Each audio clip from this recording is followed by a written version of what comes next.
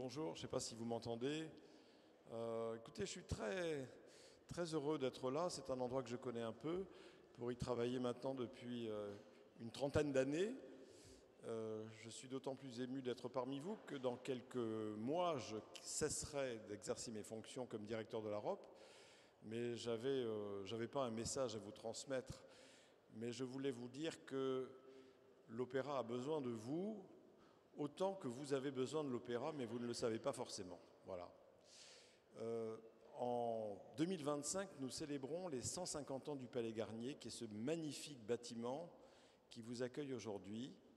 Et c'est un lieu qui a pu ouvrir ses portes en 1875 grâce à des investisseurs de l'époque, donc qui croyaient qu'il était nécessaire d'investir dans le beau.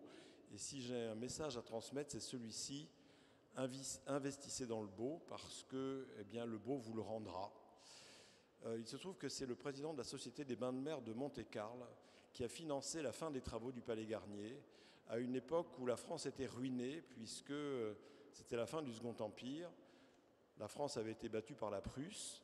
Il y a eu le siège de Sedan, dont vous avez dû entendre parler, et ce bâtiment a failli ne jamais ouvrir, tout simplement parce que les ors du Second Empire étaient honnis par les Parisiens, qui souffraient. Et le bâtiment a failli être transformé en caserne, voire en hôpital. Et puis quand même, on s'est dit qu'un opéra, une ville comme Paris sans opéra, c'était pas possible. Il fallait quand même ouvrir ce lieu. Et donc c'est le président de la Société des Bains de Mer de Monte-Carlo qui a financé la fin des travaux, avec effectivement un terme à cet échange, c'est que Charles Garnier a dû construire l'opéra de Monte-Carlo. Donc Charles Garnier est à l'origine de deux opéras, celui-ci, celui où vous êtes, et celui de Monte-Carlo. Donc on a absolument besoin de la finance.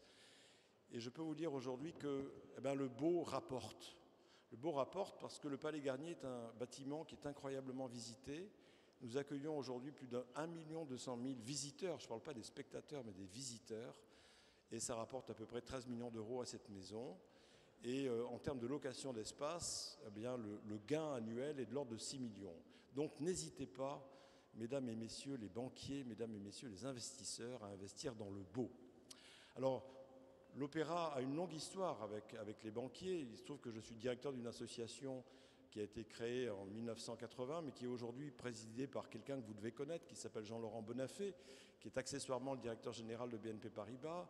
Il a succédé à Jean-Loup Beffa, qui était le président de Saint-Gobain. Et je sais que quand nous avons sollicité Jean-Laurent pour qu'il devienne le président de la ROP, ses collaborateurs m'avaient dit « mais ne rêvez pas, il est tellement occupé, vous ne le verrez jamais ». Mais Jean-Laurent est un homme de culture et puis quelqu'un qui est très organisé, ce qui fait que moi j'ai le bonheur de le voir assez régulièrement ici. Voilà.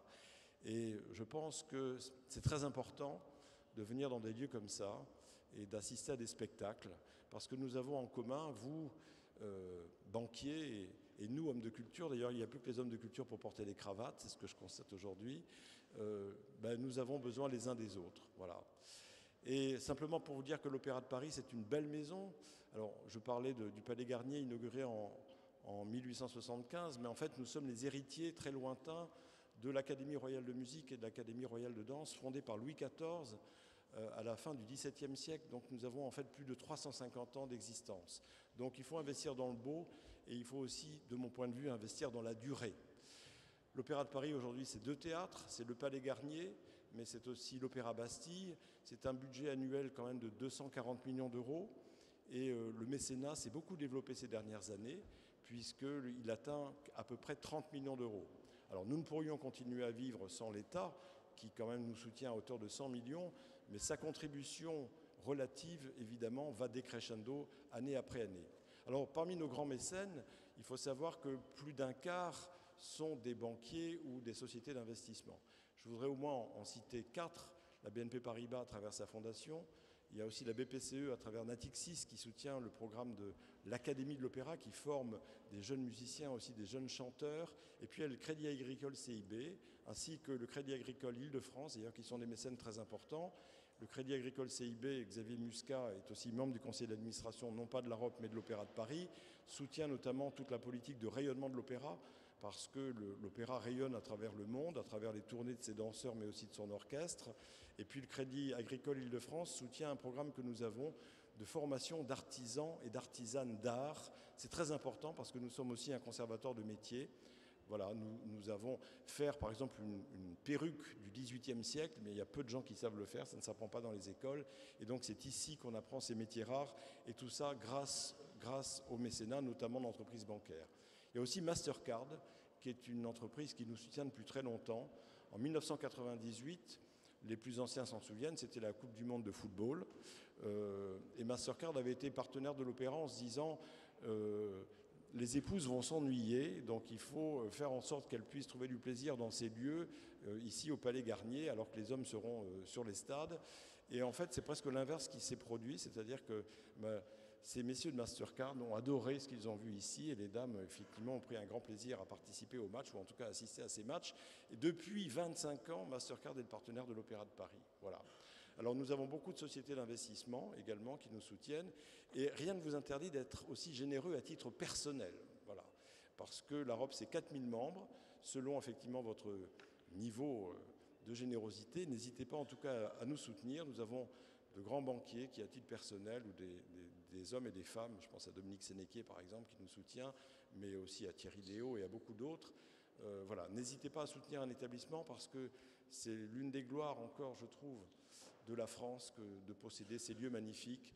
Nous avons aussi un corps de ballet avec 154 danseurs, tout à fait exceptionnel. Nous avons 200 musiciens dans nos orchestres. Nous avons une centaine d'artistes des chœurs. Et voilà, c'est le cœur vivant de l'Opéra de Paris. Et si vous ne venez pas, en tout cas, à l'opéra ira vers vous. N'hésitez pas vraiment à nous rejoindre. La ROP, c'est aussi un club de 150 sociétés qui consomment des soirées d'abonnement. Et je vous assure qu'une invitation à l'opéra, ça n'a pas de prix. Et vos invités en ressortiront éblouis. En tout cas, moi, je suis ravi que vous soyez là. On croit aussi beaucoup à l'innovation.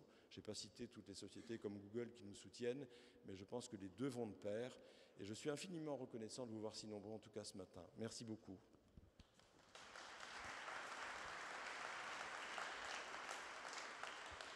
Merci Jean-Yves. Bonjour à toutes et à tous. Nous sommes heureux de vous accueillir pour cette deuxième édition du BankTech Day qui a lieu dans ce lieu historique de l'Opéra Garnier.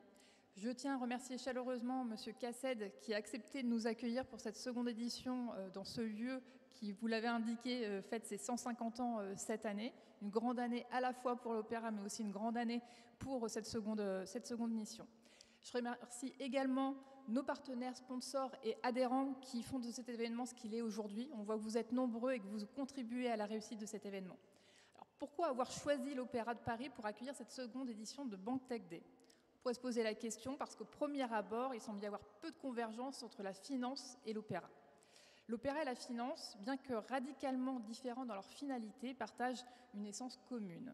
Ce sont des systèmes humains complexes où l'émotion, la stratégie et le risque et le spectacle s'entremêlent. Ces parallèles rappellent que même les domaines les plus techniques sont profondément liés à l'art de la représentation et à la nature humaine. C'est une métaphore riche pour comprendre comment les sociétés organisent leurs passions et leurs ambitions. On ne peut pas dissocier l'opéra de la créativité. Or, nous savons, nous, acteurs de la finance, que notre écosystème doit être en permanence créatif et innové, à la fois pour répondre aux attentes de nos clients, mais aussi pour tenir compte de l'environnement réglementaire en perpétuelle évolution. Nous sommes sans cesse contraints de nous questionner sur nos fonctionnements pour faire évoluer ces derniers. La finance, c'est un formidable vecteur d'innovation et nous devons nous faire le relais de cette créativité. Je ne doute pas que les tables rondes de qualité qui vont se tenir aujourd'hui et qui vous attendent, ainsi que les échanges avec l'ensemble des acteurs innovants présents aujourd'hui, vous permettront d'être inspirés pour continuer à contribuer à ces évolutions essentielles. Je vous souhaite à tous un bon BankTech Day.